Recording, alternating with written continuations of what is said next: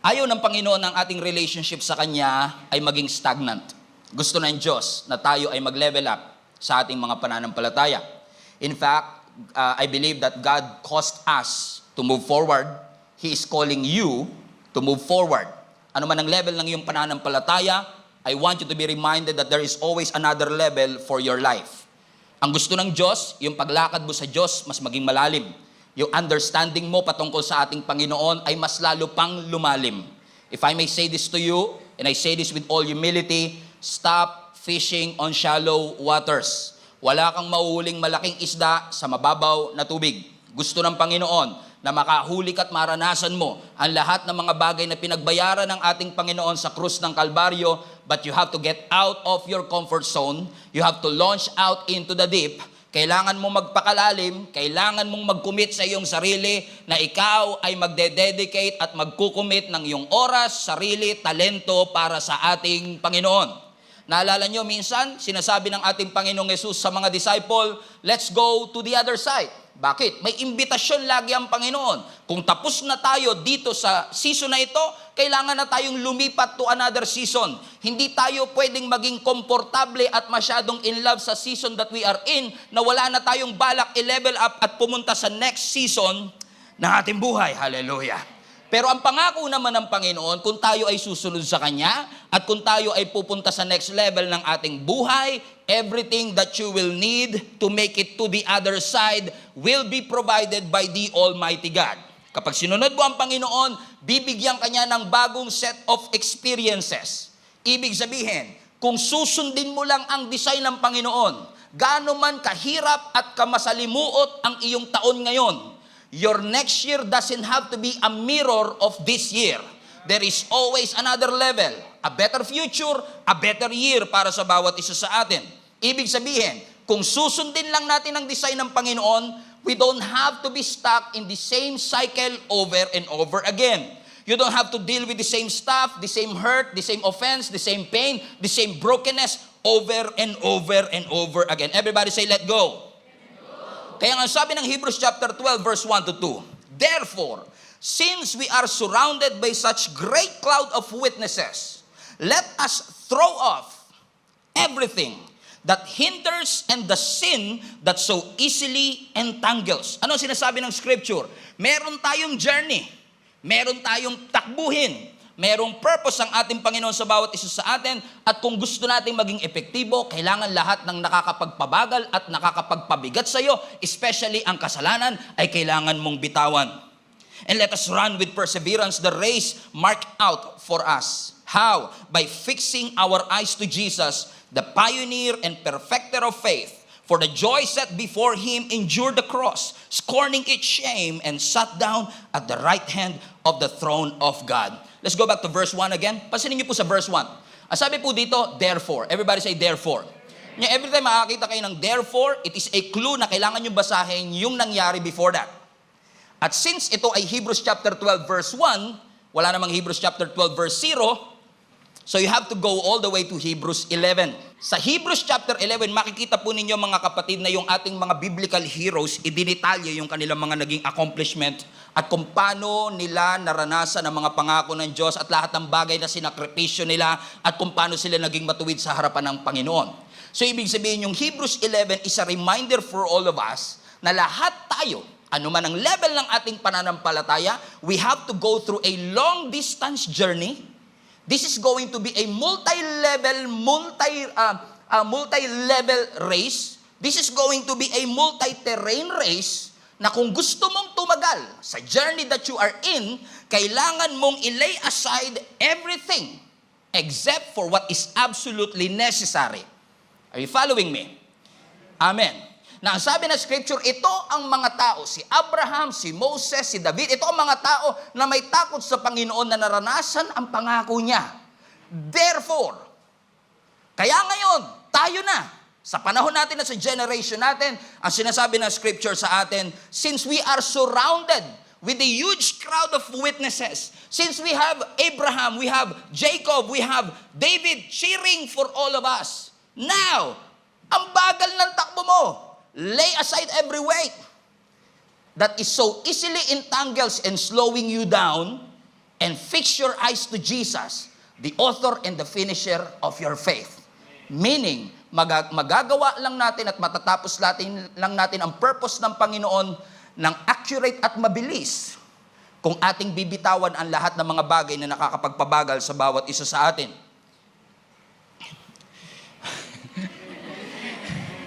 Therefore, I want to remind all of you mga kapatid na hindi porket gumagalaw ka ay nagmo-move forward ka. Hindi lahat ng busy productive. Hindi lahat ng may dalang typewriting sa opisina ninyo nagtatrabaho. Nagbibisi-bisihan lang. Because most Christian are saved but not free. Saved but still bound. Ibig sabihin, they thought they are moving forward but actually they are moving around. Paikot-ikot with the same circle, the same cycle over and over again. Yung ugali ng 2005, ugali pa rin sa 2023. Hindi kayo ito, ibang church to. Kasi kayo, perfecto kayo, hindi kayo nagkakamali, okay? Buti pa yung cellphone laging updated.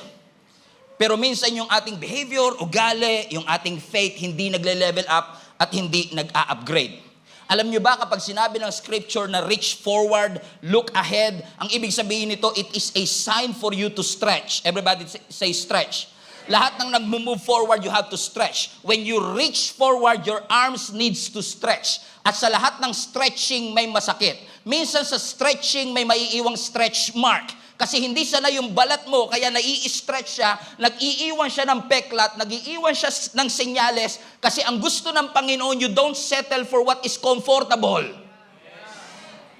You need to get out of your comfort zone and follow your conviction. Hindi comfort, conviction. Hindi method, mission. Importanteng alam natin ang purpose ng Panginoon sa bawat isa sa atin. Minsan may nagtanong sa akin, Pastor, ba't ba importanteng alam namin ang purpose namin? Simple lang. Para alam mo yung hindi mo purpose. Kasi maraming tao masyadong busy kakagawa ng hindi naman nila purpose. Pero sinasabi ng Panginoon, kung magiging busy ka na lang din, maging busy ka sa paggawa ng purpose ng Lord sa iyong buhay. Reach forward for what lies ahead. Kasi delikado yung lagi kang nakalingon sa likod. Delikado yung nabubuhay ka lang sa yesterday at wala ka ng vision ng future. Ang isang tatay na wala ng vision para sa kanyang pamilya, tatama rin. Ang isang relationship na lagi lang nakatingin sa success ng nakaraan, hindi na mangangarap. Ang isang simbahan na lagi lang nakatingin at lagi lang tinitestify ang mga nangyari sa nakaraan, pero wala nang natitestify na nangyayari ngayon, papunta na sa pagkapatay yun. Kasi wala nang future eh. Naalala niyo po si Lot? Yung pamangkin ni Abraham? Si Lot na nagbigay kay Abraham ng a lot of problem. You know that? Okay? Now we're connecting. Finally we are connecting. Ang sabi ng scripture, itong si Lot naninirahan sa Sodom and Gomorrah. Actually, to understand the context, naghiwalay si Abraham tsaka si Lot. Okay, ganyan. At napunta si Lot sa Sodom and Gomorrah. Pangalan pa lang, pamilyar na. Napakabanal ng syudad na yan. Hindi nagkakamali ang syudad na yan. Ano? We all know the story. Because of the wickedness of Sodom and Gomorrah, gusto ng Lord na gunawin at i-wipe out ang buong city. Pero dahil nandun si Lot at ang kanyang pamilya, gusto ng Lord i-exempt sila. Kaya nagpadala siya ng anghel para iligtas si Lot at ang kanyang family. Comprende? Si. Very good. Okay? Pero, nung nandun na yung mga angels, sinubukan pang rapin ng mga tao doon because of their wickedness, yung mismong angel. Kaya nung mismong araw na yun, sabi ng scripture, nagmadali na ang mga angel kasi nga kailangan na magpabagsak ng sulfur, ng apoy mula sa heaven. At hinatak ng angel, alam nyo, si Lot ayaw pang umalis. Yung kanyang asawa ayaw pang umalis. Yung buong pamilya niya ayaw pang umalis. Yung angel pa ang naghatak sa kanila para umalis na. Sabi ng Lord, tapos na dyan. Bakit ka pa umiiyak dyan sa nakaraan, may bago ng pagdadala ng Panginoon sa'yo. Kasi minsan, kung ayaw mo magpahinga, He will make you lie down in green pastures. Anong gusto nyo? Magpahinga kayo on your own or God will make you?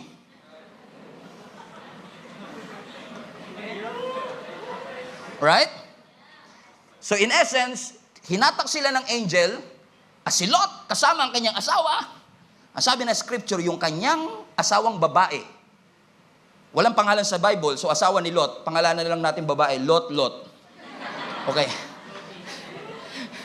Tignan mo instruction kay Lot tsaka sa Lot and friends. Okay. Ang sabi ng Genesis 19 verse 17. Watch this. Escape for your life. Don't look behind you. Do not stay anywhere in the valley except to the mountains or you will be swept away. Simple instruction. Gusto niyo mabuhay? Huwag kayong lilingon.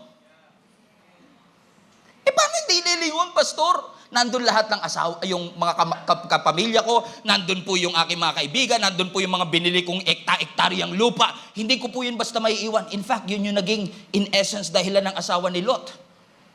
She was so in love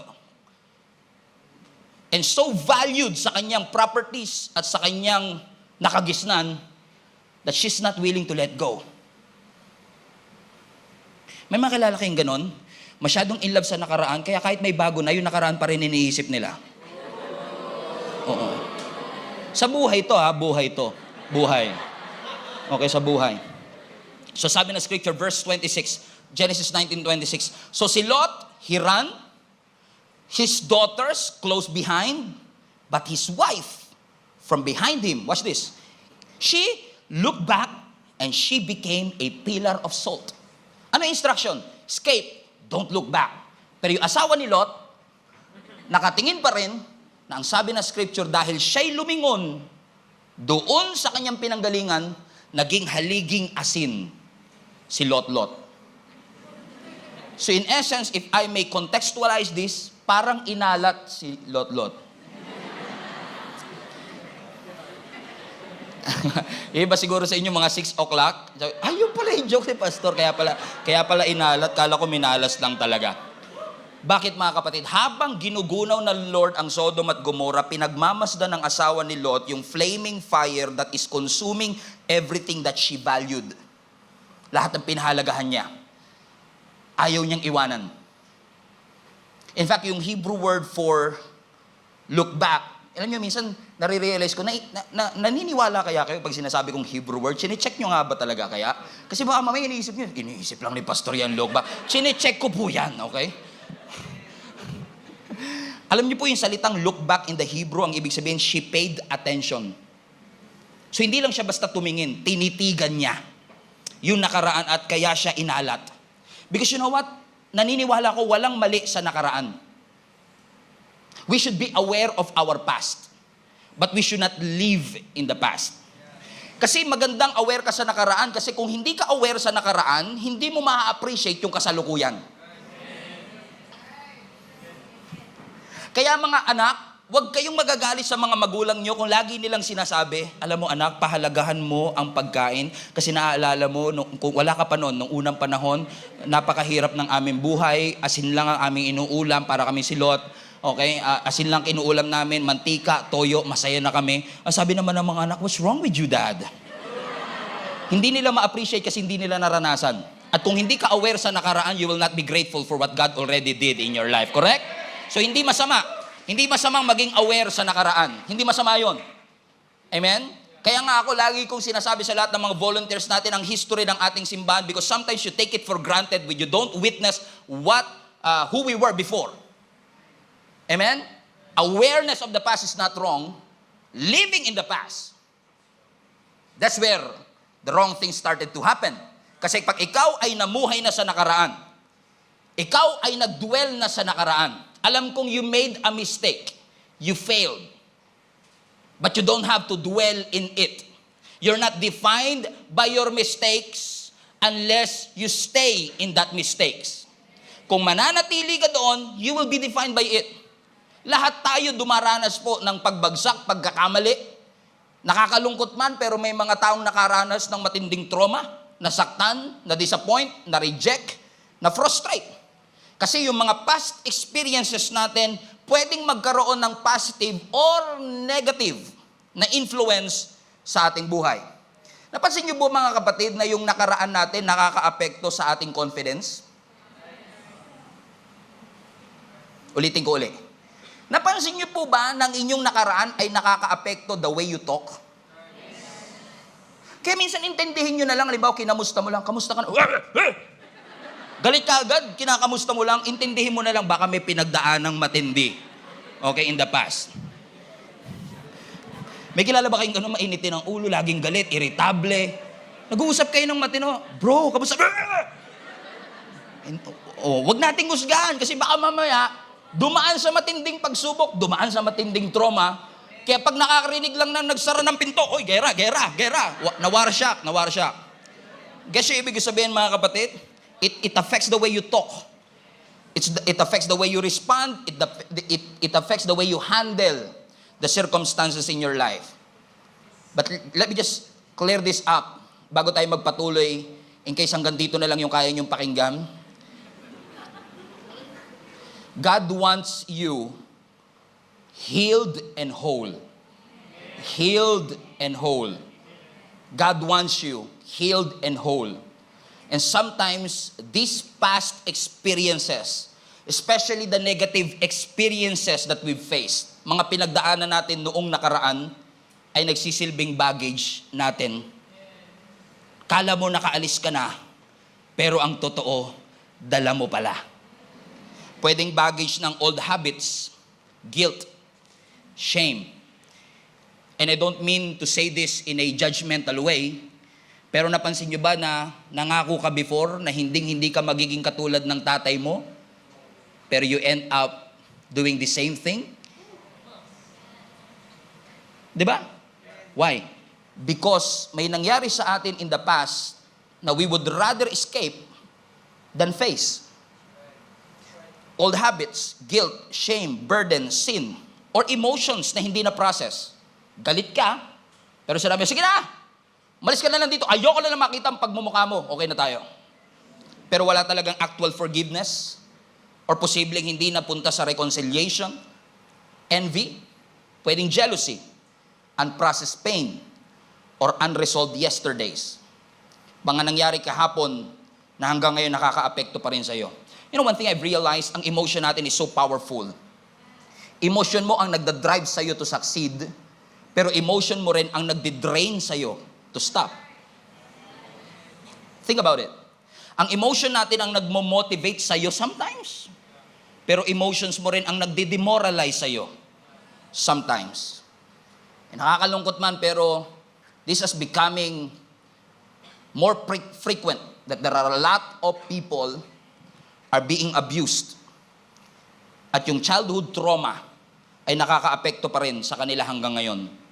Let me just say this to you, mga kapatid, your memory needs to be healed. Because it can become a baggage if you will not process it properly. Because sometimes we would rather ignore than process it. The Bible never says ignore your feelings. It never says that. Ang sinabi ng scripture, whatever pain that you've experienced, whatever trauma that you've faced, God will help you to that process of healing and restoration. Amen? Kasi kapag masyadong mabigat ang iyong daladala, magiging mabagal ka. Naalala ko yung pag nagta-travel tayo minsan, papunta tayo ng Pangasinan, papunta tayo ng probinsya. Nung single ako, talagang kahit meron lang akong backpack, kasi okay na ako eh. Alam niyo yun? Pero pagka nadadagdagan ka ng member ng pamilya, nadadagdagan din yung dinadala mo. At minsan, dahil iniisip mo pa lang yung dadalhin mo, ayoko na tumuloy. Oo. Kasi bigat eh. Alam mo yung hirap na pagdadaanan mo because of the baggages. Alam natin na yung mga bagahe natin, depende sa bigat, yun ang nakakapagpabagal sa atin. Amen? Kung aakyat ka ng bundok, let's say, aakyat ka ng Mount Pulag, magdadala ka ba ng mga luggages papunta doon? Alam mong mabigat? Hindi. Alam mo, it will slow you down. And unfortunately, there are a lot of Christians, and I've experienced it too, na minsan hindi tayo aware sa mga baggages that we are in, pero ang isa sa mga clue, the joy of the Lord is no longer your strength. It slows you down. Kasi minsan, ayaw mong bitawan kasi nasanay ka na. Pasin niyo yun? Di ba minsan dahil alam mo yung bigat ng bag mo, ito yung normal ko. Pero hindi porket normal sa'yo, yun ang plano ng Diyos sa'yo. In fact, nung ang mga disciples sinend ng ating Panginoong Yesus, sabi niya yung 72 disciples, pumunta kayo sa mga bahay-bahay, cast the demons out, and heal the sick in the name of Jesus. Ano sabi ng mga disciples? Ano po dadali namin? Wala. Travel light. Kasi what you have is all you need. You need the power of the name of Jesus. Ibig sabihin, kung si Lord lang ang susundin, ayaw niya marami kang bit-bit. Hindi ko alam kung naranasan to ng mga nag-aeroplano. Sinisiksik nyo sa carry-on luggage ninyo kahit alam nyong 7 kilos lang ang allowed. Tapos magpapanggap kang magaang, pero bigat ka na at pawis ka na. Takot ka lang i-check ng flight attendant kung lalo pa ngayon, napansin ko yung mga carrier ng mga eroplano, talaga titimbangin talaga yung dala mo eh. Tapos pagka tinimbang pa yan, 10 kilos pala.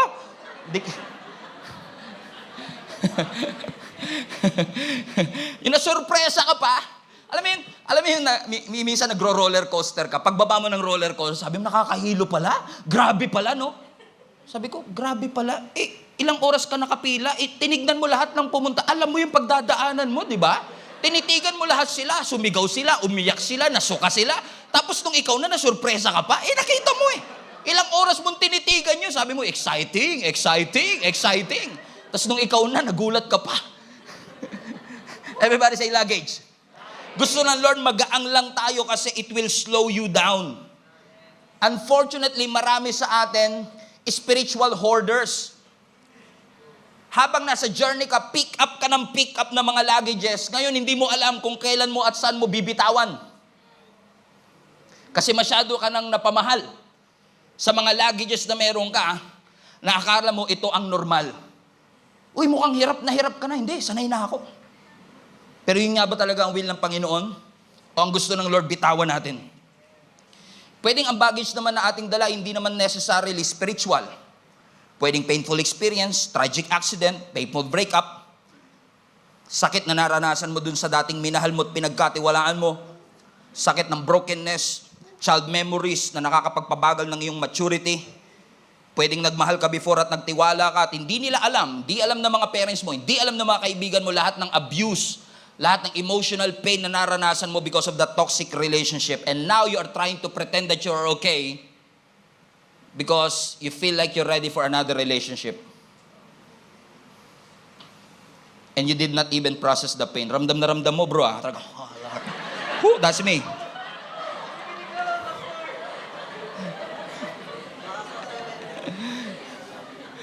At kung paano naranasan ni Nehemiah nung bagsak na bagsak ang wall, anong unang ginawa ni Nehemiah kung alam niyo yung alam niyo yung nangyari sa scripture?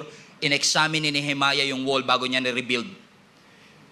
At bago tayo mag-rebuild ng another relationship, we have to examine our hearts first. Ano nangyari? Ano ang root cause? Ba't ako nasaktan? Ba't ako na-disappoint? Is it because of my pride? Dahil ba ito sa akin temper? Dahil ba ito sa akin sa betrayal? O madrama lang ako masyado? Or is it because of an unresolved yesterdays that I'm still carrying right now and I'm so used to it, I don't want to let it go? Ito exactly ang storya ni Moses. Because nakapatay siya, alam niya ang consequences. Kaya nung akala niya walang nakakita, pero kinabukasan, habang sinasaway niya yung mga kapwa niya Hebrew na nag-aaway-away, balikan lang natin yung story, mabilis lang, no? Nakita ni kung kilala niyo si Moses po ay Hebrew, Jewish, no? And at that time, yung paraon nakita niya na parami ng parami ang mga Israelites na alipin nila. Nababahala ang paraon na baka sa sobrang lakas ng dami nila, strength by numbers, magtulong-tulong ito at pabagsakin ng Egypt. Kaya nagkuman ang paraon, ang presidente ng Egypt, ipapatay lahat ng mga bata 2 years old and below. Bagong silang lang itong si Moses, kasama siya dun sa 2 years old and below na pwedeng ipapatay. Natakot yung nanay niya, kaya tinago siya ng nanay niya for 3 months. Nung hindi na maitago kasi malaki na, may kilala ko yung ganun, tago ng tago kasi hindi papansin. Pero pag 3 months na, kailangan ilabas na. Si Moses yun. Okay? Si Moses, di ba? Yun yung pinag-uusapan natin, di ba? Okay, si Moses, okay. Nung nilabas si Moses, nilagay siya sa basket, papyrus na basket, pinaanod siya, at nakita siya ng anak ng paraon. Sabi ng anak ng paraon, Hebrew to ah. Pero sige, wag natin patayin, alagaan natin. So lumaki si Moses sa poder ng mga Egyptians. Nakapag-aral siya, silver spoon ang kanyang kinakain, sometimes gold pa nga. Ibig sabihin, lumaki siya sa mayamang pamilya, yun yung kanyang nakagisnan. Pagdating niya ng 40 years old, ang sabi ng scripture, nung siya'y namamasyal, pinuntahan niya yung kanyang mga kababayan kasi alam niya, kakaiba siya eh. Lahat sila may mga eyeliner dito, pero si Moses kasi ba't iba yung mukha ko? Hebrew ko eh. Nakita niya iba siya, kaya pinuntahan niya yung mga kapwa niya Hebrew at nagulat siya, merong isang Egyptian na sinasaktan yung kababayan niya. Nagalit siya. Sobrang galit niya, tinignan niya yung kaliwa, kanan, harap, likod. Walang nakakita, pinatay niya. Akala niya wala nakakita. Kinabukasan, yung dalawang Hebrew nag-away na naman. Kaya nagagalit si Moses siguro kasi iniisip siguro niya, hindi niyo ba alam, kagabi nakapatay ako dahil sa inyo, tapos kayo ngayon nag-aaway kayong dalawa? Binaon niya, inilibing niya.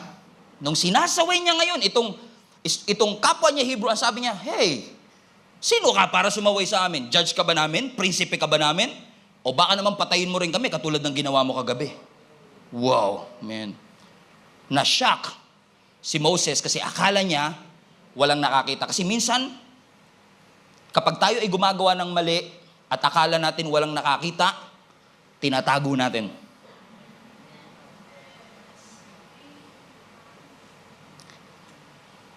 You cannot heal what you hide. You cannot heal what you don't acknowledge. You have to expose it out. Amen?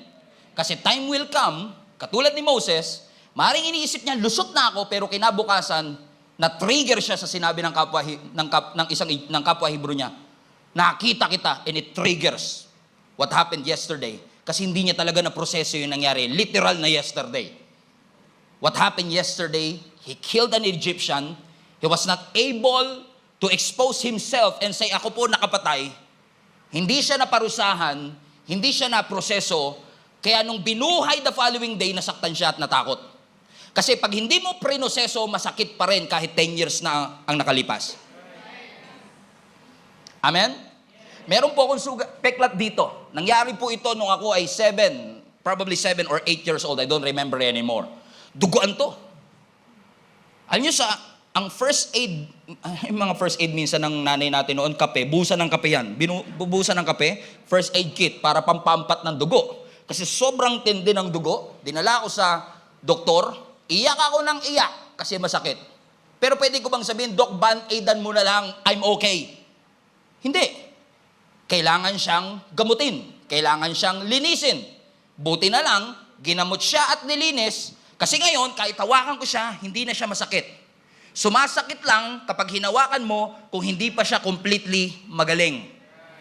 And sometimes, kapag hindi na iproseso, akala mo tinago mo, akala mo walang nakakita, darating ang panahon na merong trigger point. Na bigla ka na lang magiging anxious because of what you hear. Na ibinabalik ka dun sa nakaraan na akala mo nakatakas ka na.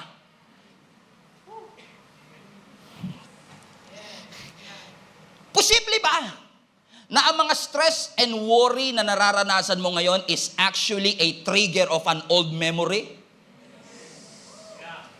Na hindi ka talaga anxious sa nangyayari sa'yo ngayon. Anxious ka lang na baka mabuko ka ngayon. Or baka anxious ka lang na baka ito ang ikabaksak natin ngayon. Because sometimes, mga kapatid, oh, Lord, sorry. Okay, ang sakit eh. Amen? Na minsan, it triggers your anxiety. Na kahit napakaganda ng araw mo ngayon, sobrang tindi ng araw mo, happy ka eh. This is the best day of my life. Narinig mo yung theme song nyo ng ex mo sa Starbucks. Dahil sa totoo lang, wala kayong naging closure. Basta mo na lang siya iniwan. Ang saya-saya mo nung araw na yon. And then pinatugtog, pasensya na. Walang mali sa kanta, walang mali kay Moira. Okay? Pero that song triggers your anxiety. Triggers the old memory because you refuse to process it. It triggers the past hurt. Napansin niyo ba mga kapatid, kahit gaano kaganda ang post mo, kahit gaano kaganda ang araw mo, isang post lang ng kaibigan mo, ex mo, family member man yan, kasama mo sa trabaho, kasama mo sa church, could ruin your day.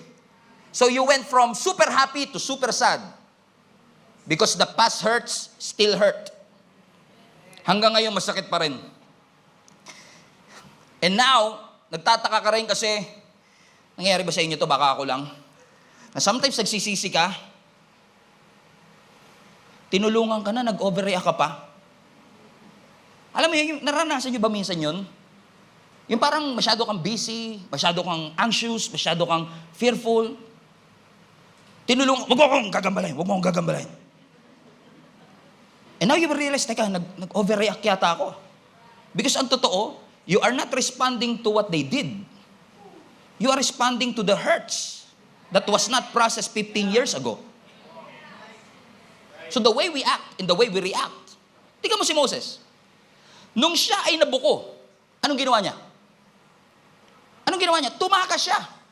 Hindi siya humarap sa hukuman, tumakas siya sa Egypt at pumunta ng Midian. Hindi kasi porket tumakas ka, malaya ka na.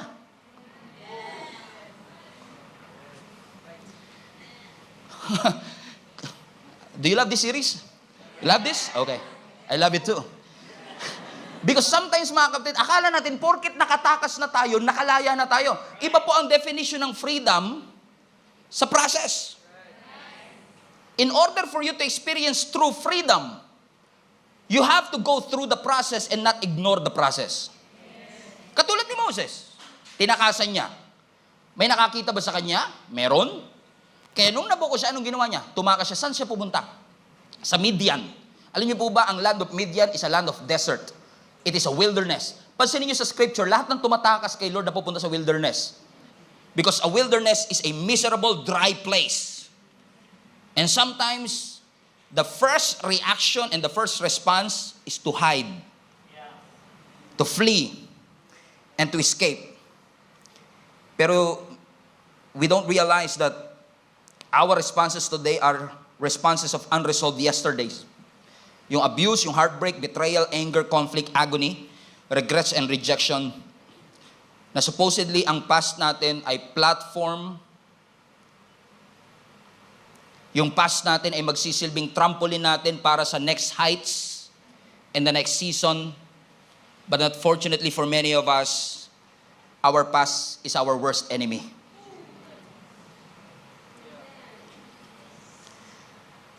Nagpatato ka kasi meron kang identity issue. You're trying to cover up. Tattoo is not a solution for your identity issue. Tinatakpan kasi natin ang band-aid, yung dapat pinapagamot sa doktor. Tinatakpan kasi natin ang band-aid, yung dapat pinapa-opera natin sa Diyos. And every time may altar call sa church, laging ikaw ang nauuna because you want to experience deliverance. And then you find out kahit ilang prayer sa'yo, parang walang deliverance na mangyayari. Kasi ang totoong kailangan mo, discipline and healing. To come out. Ano sabi ng Philippians 3:13? Ang sabi ni Apostle Paul, not that I've already obtained it. Ano yung it? The goal of being Christ-like. Because that's the goal of every Christian. Maging Christ-like. Amen? Or have already been made perfect, but I actively pressed on, moving forward so that I may take hold of that perfection for which Christ Jesus took hold of me and made me His own. Brothers and sisters, I do not consider that I have made it my own yet, but one thing I do, read everybody, forgetting what lies behind and reaching forward to what lies ahead, I press on toward the goal to win the heavenly prize of the upward call of God in Christ Jesus. There you go, Pastor. O, kalimutan daw po ang nakaraan. Pero you cannot just forget the past. Kasi sa totoo lang, pansinin nyo sa buhay natin, life will always encourage you to live backwards. Kapag nag-fail ka, magmukmo ka. Life will not tell you, rise up, keep walking, and keep running. Ang buhay, parang tinitem tayo, mamuhay tayo, pabaliktad. To focus on our history rather than looking for our destiny. Kasi yung mga negative experience na yun ang nag-hold back sa atin. At yun ang nag-weigh us down para hindi natin magawa ang pinapagawa ng Panginoon sa atin. And in case you forgot, I want you to be reminded that your destiny is connected to your decisions.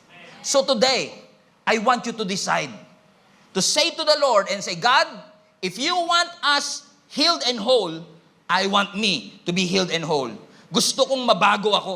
Gusto kong pagalingin mo ako. So kung meron man akong mga unresolved yesterdays, i-expose mo po today. Because I want to be a Christian na hindi bumabagal because of what happened to me in the past. I'm not ignoring what happened to me, and I'm not saying na bumalik ka dun sa nang abuso sa'yo. Hindi ko sinasabi makipagkaibigan ka uli dun sa mga taong nanamantala sa'yo. But what I'm trying to say is this: you have to process that pain. You have to start getting rid of that bitterness, of that harsh words, of those things that you've settled kasi akala mo yun ang normal. You're not supposed to be carriers of your own history. Walang masama sa history, walang masama sa nakaraan, but God is inviting you to come to Him to the next season, and sometimes going to the next season is leaving something behind. Naalala niyo si Abraham, nung siya'y in-instruct ng Panginoon na i-offer si Isaac, hindi naman silang dalawa lang ang pumunta dun eh. Kasama yung servants nila. Pero nung papaakyat na sila ng Mount Moriah, iniwan ni Abraham yung servants. Kasi hindi lahat ng kasama mo nung nagsimula, kasama mo hanggang wakas. That's why I tell you mga kapatid, na sa ating buhay, there will always be people that will be there for a reason, for a season, and for a lifetime. Palayain mo ang sarili mo sa pagkakatali ng nakaraan. Ulitin ko, ang pagtakas ay hindi senyales ng kalayaan. Hindi porket tinakasan mo, nakalaya ka na. It is possible that you are running away from responsibility and accountability, and you don't want to resolve what needs to be resolved. Running away from it is not resolving it. Because the moment you went away, magugulat ka, dala-dala mo pa rin siya ngayon. Naakala mo, porket nagpalit ka ng kulay ng buhok, ayos na ang issue.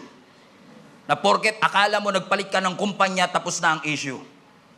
Hindi pagpapalit ng boyfriend ang solusyon. Hindi pagpapalit ng kumpanya lagi ang solusyon. You have to listen to the Lord. Lord, what do you want me to do? Ang sabi ng Panginoon sa iyo, deal with it. Allow me to help you get through it. Lord, ang sakit po, takas na lang ako. Mas madali kasing magbago ng simbahan kaysa magbago ng buhay.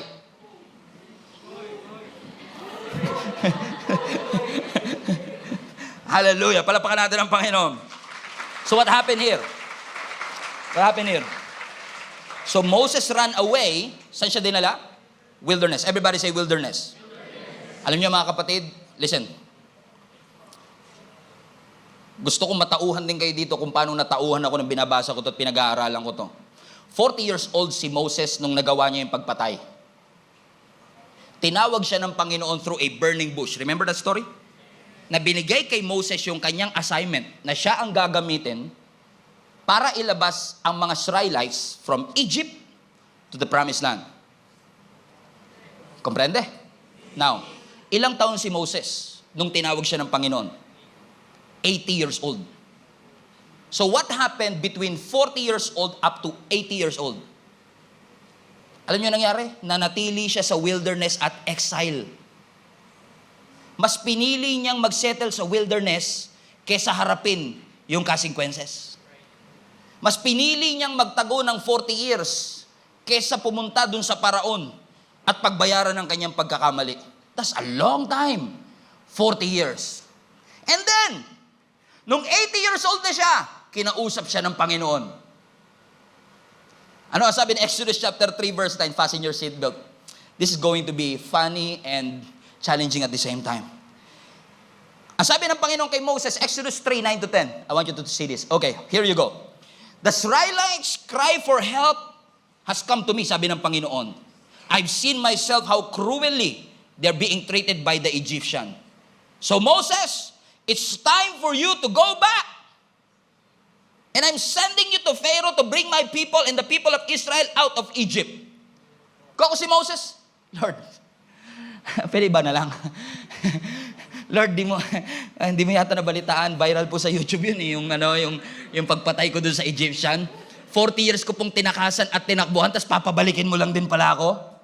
Because alam ng Diyos that you will not be successful with that unresolved yesterdays. Kaya minsan sasabihin ng Panginoon sa iyo, kahit na 40 years nang nakakalipas, kailangan mong bumalik doon sa kung saan ka bumagsak, kung saan ka nagkamalit, nagkasala, and resolve that issue. Pwedeng iba naman ang padala, Lord, ba't ako pa? Kasi ginamit ng Lord yung kanyang expertise sa Egyptian Empire para ilabas ang mga Israelites from Egypt to the Promised Land. Yung kanya palang pagtatago ng 40 years ay practice niya para sa another 40 years na paglalagay nila doon sa wilderness papunta ng Promised Land. Ibig sabihin, everything that happens to you, God can work even your hiding decisions to work all things together for the good of those who love God. It's not okay na ikaw ay magtago. It's not okay na ikaw ay tumakas. Pero minsan yung pagtakas mo ay gagamitin pa rin ng ating Panginoon para sabihin sa atin ang mga dapat nating gawin. Sabi ng Lord, it's time for you to go back. Now, imagine niyo kung kayo si Moses. Harap kayo sa Egyptian president. At sasabihin mo, boss, alam ko pong 430 years nyo nang alipin yung mga kababayan ko. Pero, inatasan ako ng Diyos na kuhanin na silang lahat. Let my people go. Sabi ni Lord yan, ha? Imagine niyo kung kayo si Moses. Ang assignment niyo, kumbinsihin ng presidente na bitawan niya yung kanyang mga slave at ikaw na ang magiging master nila. At ikaw magdadala sa kanila sa... Alam niyo kung gaano kahirap yung conversation na yun? Yung magpa-appointment ka pa lang sa presidente ng Egypt. That must be a difficult conversation. And you know what? All of us sometimes would rather hide than to deal with a difficult conversation. Because alam mo, kung sino sa inyo gusto maging pastor, huwag na kayo magtaas ng kamay, okay? Huwag na kayo magtaas, baka may take note kayo ng langit, okay? So sino sa inyo gusto maging pastor? Huwag na kayo magtaas ng kamay. Alam niyo po ba mga kapatid na isa sa pinakamahirap na duty ng isang pagiging pastor is you have to have a difficult conversations. How I wish ang pagiging pastor is welcome to the family. How I wish ang pagiging pastor, you want to serve. Oh, okay, come and serve. But you know what? Being a pastor, being a leader requires you to get into a difficult conversation. Pero hindi porket mahirap, tatakasan mo. Difficulty is not a sign of running away. Kailan ako mag-move forward, pastor? Kung kailan sinabi ng Diyos na mag-move forward, dun lang tayo mag-move forward. Hindi tayo lilipat kung kailan lang natin gustong lumipat. Mag-move forward tayo at lilipat tayo kung kailan ang Diyos gustong lumipat. Hindi porket di na komportable. Kasi may kilala po ba kayo sa ibang church, di kayo to, perfect po kayo. Okay. Alam niyo, pag napakinggan to na ibang church, iisipin talaga nila. Kasi marami sa atin, addict sa comfort. May kilala po ba kayong ganun? Addict sa comfort. Addict tayo sa comfort. Tingnan niyo, sa lahat na nakapunta na sa ibang bansa, kahit Asian countries lang, meron man tricycle at pedicab sa ibang bansa? Tayo lang ang meron nun. Doon sa ibang bansa, lalakarin mo yun hanggang train station. Lalakarin mo hanggang bus. Alam ng lahat ng nakapunta ng Singapore, Hong Kong, Vietnam, Taiwan, ito kung gaano kalayo ang nilalakad natin para sa next station, correct? Pero tayo, tamad tayo maglakad. Daling kita, pedicab, bam! Isang kanto lang, pedicab. Gusto natin door to door. Tayo lang yung bansang, sa ibang bansa, kung gusto mong door-to-door, taxi. Pero tayo, hanggat may manong. Nong. Bakit? Pansin ko lang po ito, opinion ko lang to. Pakiramdam ko, parang tayo, addict tayo sa comfort. Ayaw natin ng difficulty. Gustong mag-serve, pero ayaw ng sacrifice. Pero hindi porket mahirap ang trabaho, magre-resign agad. Hindi porket mahirap ang kurso, shift agad. Hindi porket may misunderstanding, hiwalay agad. Madaling tumakbo, mahirap harapin. Yung lahat ng mga ito. And for some people will choose to run away because they are afraid to resolve it. Elijah. Si Elijah, nakapagpababa ng apoy sa Mount Carmel. 450 prophets were killed. Tagumpay, viral sa YouTube. Nung nabalitaan ni Queen Jezebel, within 24 hours, Elijah, I'm gonna kill you. Ano ginawa ni Elijah? Instead of facing Jezebel, he ran away. Pumunta siya sa kuweba, nagmukmok sa Panginoon, and he felt sorry for himself. Sinundan siya ngayon ng angel. Ang sabi ng angel sa kanya, anong ginagawa mo dito? Go back to work. Pinabalik siya ng Panginoon eh. Bakit? Ba't mo tinatakasan? Trabaho yan. Because it's easy for us to run away. Si Jonah. Alam niyo naman nangyari kay Jonah, di ba? May mga kapatid niya si Jonah eh. Alam niyo ba kung sino kapatid ni Jonah? Jonah's brothers.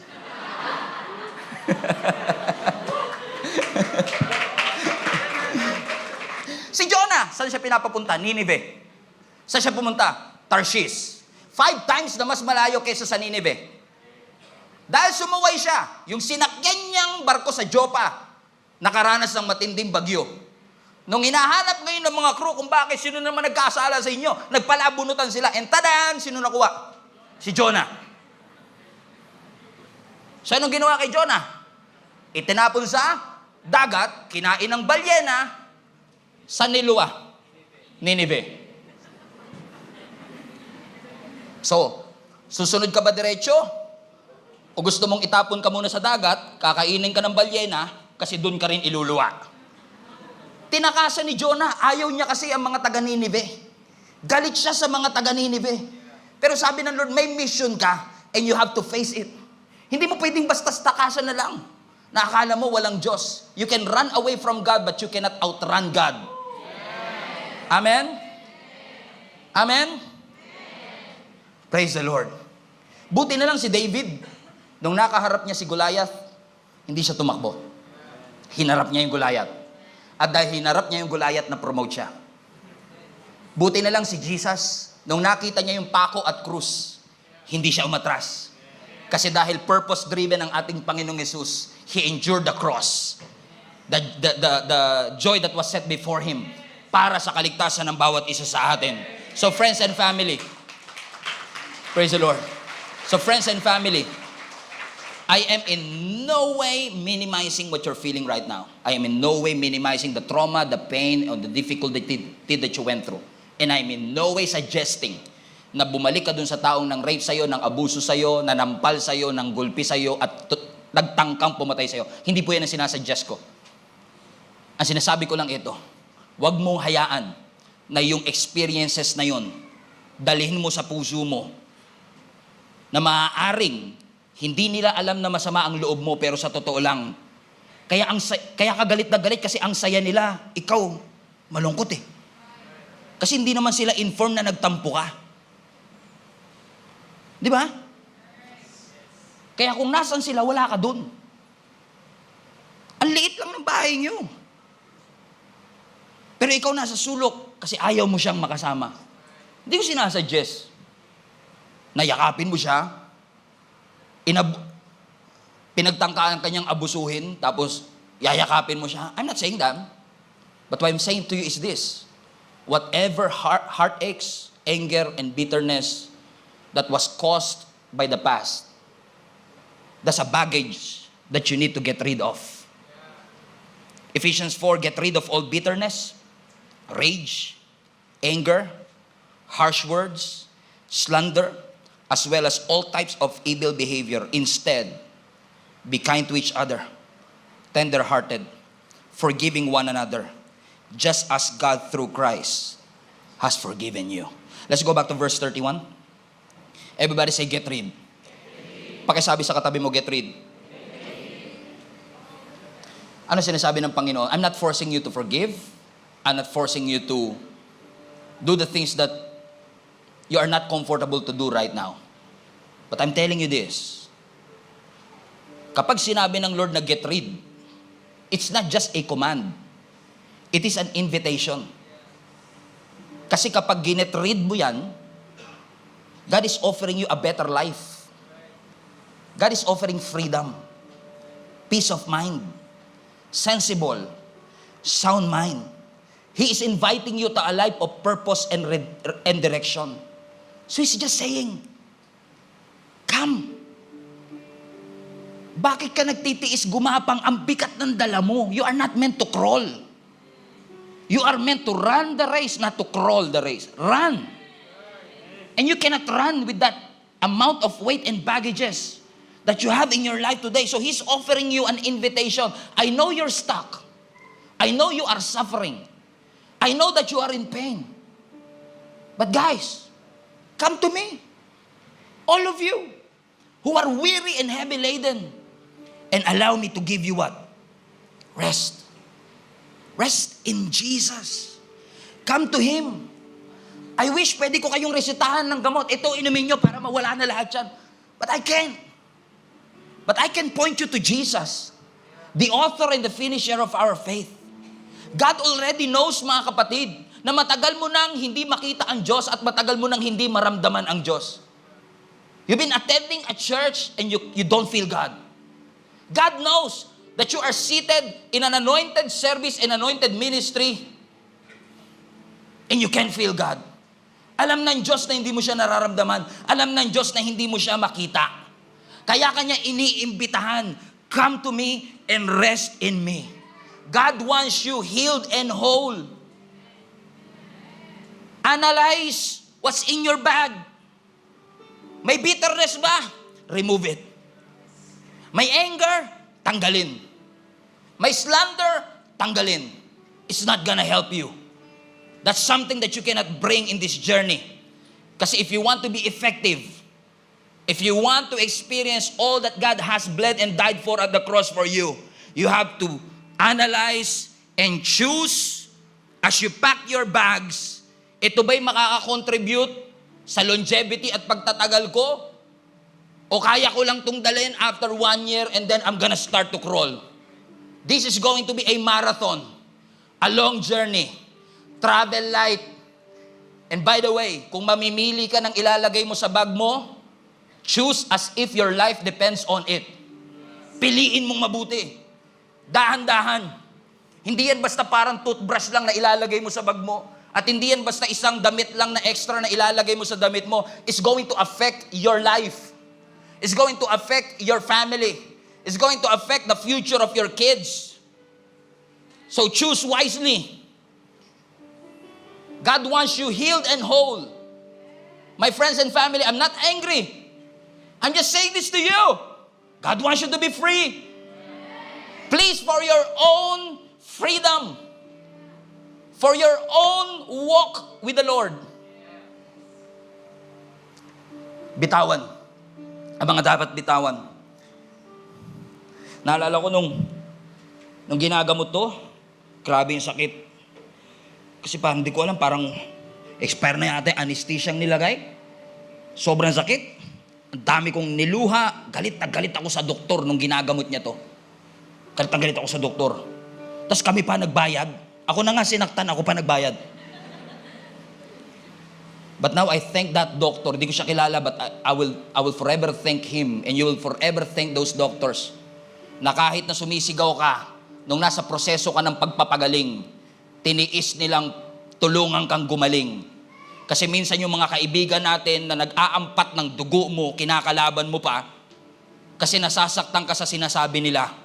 Pero balang araw magpapasalamat ka na meron kang mga kaibigan na willing na tulungan ka sa proseso ng pagpapagaling.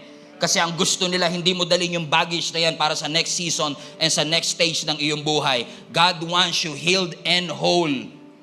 Come to Jesus, as broken as you are, and allow Him to process all that pain, all that bitterness, all that hurts. And you will experience freedom na hindi mo naranasan ever in your life. Amen? Every head bow, every eye closed. Hallelujah. I want to invite everyone, even those who are joining us online, to come to the Lord right now. He is inviting you to come to Him. And I believe God wants to minister to each and every person right now. Come to Jesus. Run to Him. Come. All of you who are tired, weary, and heavy laden, God wants to bring you to rest. Surrender everything to the Lord right now. Lord, hindi ko alam kung paano ko pa sila makikita, hindi ko alam kung paano pa namin mariresolve, but I'm going to make a decision today to start the healing process. This is going to hurt me. I'm gonna cry a lot. I'm gonna hate those people that will give sound biblical advice. But if this is what I need, allow me to submit, God. I want to be healed. I want to be whole. Come to the Lord right now. Just close your eyes and allow the Lord to move. At isa-isang tanggalin, pitasin ang lahat ng mga sakit, lahat ng mga unresolved yesterdays. Hiding will not fix it. Running away will not fix it. But running to God right now, that is going to transform your life. Alam kong nasanay ka na sa ganyang pakiramdam. You find a way to get used to it. But God is offering a better, purposeful, happy life. Come to Jesus and be healed.